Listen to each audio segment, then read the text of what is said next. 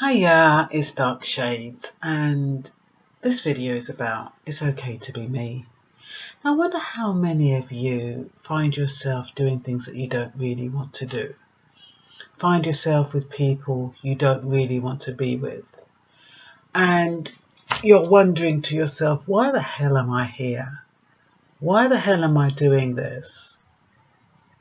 Why aren't I doing what I want to do? Sometimes you find that when you do what you want to do, you feel guilty. I know I do. I find that sometimes when I want to be on my own, I feel guilty about enjoying my own company.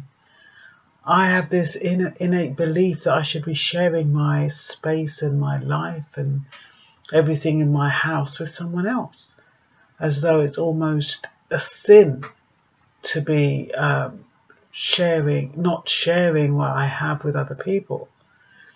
I'm not quite sure where that comes from, though. You know, sometimes I come home and I switch off the phone. I don't even switch it off. I just put it to call forward or whatever they call it. And I decide that I'm going to make myself something nice to eat, put my feet up. If I want to do videos, I'll do a video. And sometimes I just want to kick back and relax. But if I look at my phone, like if it makes a noise and I look at my phone and I see a missed call or I see a WhatsApp or something, I feel compelled to respond. And I don't know why that is. I don't know if you have that kind of feeling or that urge that you need to respond. I think that's a part of people pleasing, you know. I think that deep inside, I'm a people pleaser. And I think that because somebody writes to me or connects with me, I need to respond. Now, sometimes I don't feel like responding, and then I get myself all in a tizzy, and I think to myself, and then I feel pressured. But it's self-inflicted. Nobody knows. I mean, the thing with WhatsApp is that it can tell when you're online and when you're not. That's the only thing. But nobody really knows what you're doing or where you are. So I don't know why I put myself under that kind of pressure. I think it's because I was raised with criticism and I always had to please those adults around me. And because I had to please those adults around me, my thoughts or my feelings didn't matter. It didn't matter if I didn't like something. I just had to do as I was told. And I think a lot of us had to do that. So we'll, even when we're grown adults, we have this thing deep inside us that's telling us to please other people against ourselves. Now, what I have decided to do is monitor that. And I'm suggesting you do the same. I'm suggesting that you look at things that bother you, first of all. Look at things that you like, but more importantly, look at things that bother you, that make you feel uncomfortable, things you don't like, and write it down. If you can't write it down at the time, try to memorize it until you reach your destination, because sometimes while you're driving, you can have a thought and you think, oh my God, I want to remember this. And then because you're driving, you can't. Technically, you could pull over, but if you're on a motorway or something, you can't do that. But write down the things that you don't like, the things that bother you, and and your reaction to it. See if you dumb it down. See if you rationalize that thought away. See if you decide that it's not important, that you're being unreasonable, you know, because that's what happens sometimes. You have a thought, you don't like something, but then you find a reason why you shouldn't not like it. And it's absolutely ridiculous because that's who you are. You don't like it, whatever it is. I have a habit of getting angry if somebody asks me a rhetorical question. Now, what a rhetorical question is, for those who don't know, is asking a question you already know the answer to.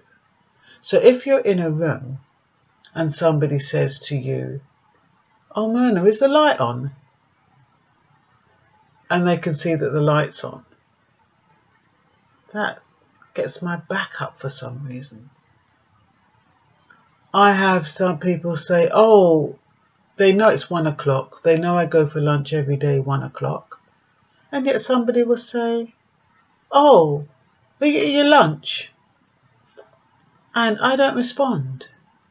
And I used to think to myself, Mona, why are you getting irritated about that? But there's an underlying problem there, because it's not just about a rhetorical question. It's about, for me, somebody not being straightforward. And then I interpret that into being disingenuous or insincere. And so it goes back to, where does that come from? That feeling that they're being insincere and disingenuous and not being upfront and not quite trustworthy. It goes back to those critical parents who didn't trust you to be who you could be. And so you ended up trying to please people that you didn't really have to, but because of your circumstances, you felt compelled to. And it also has to go back to being around people who you couldn't trust, who lied to you, who weren't straightforward, who weren't honest, who were deceptive. And you transfer all of those little things that went on in your background until the present day. So watch what you don't like. Watch the things that really irritate you, because something like that, I could scoff it off, couldn't I? I could really laugh it off and think, oh, yeah. Yeah, I am at lunch, so what?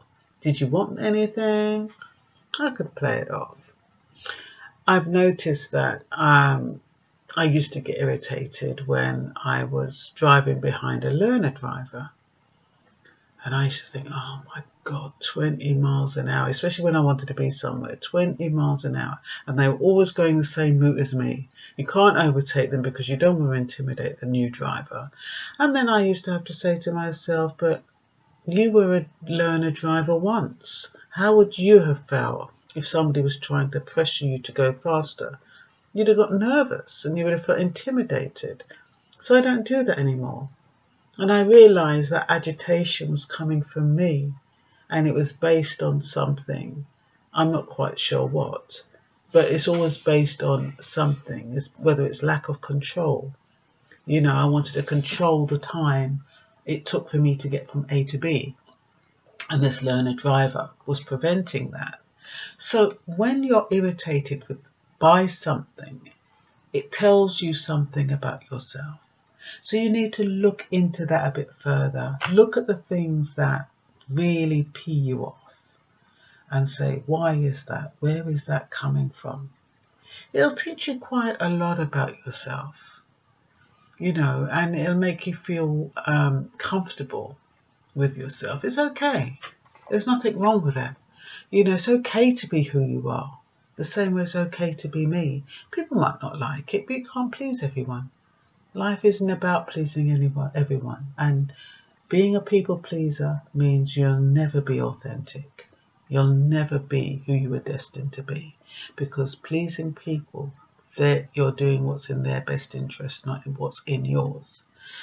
So this is Dark Shades, and we're talking about, what are we talking about? Being happy with who you are, of course.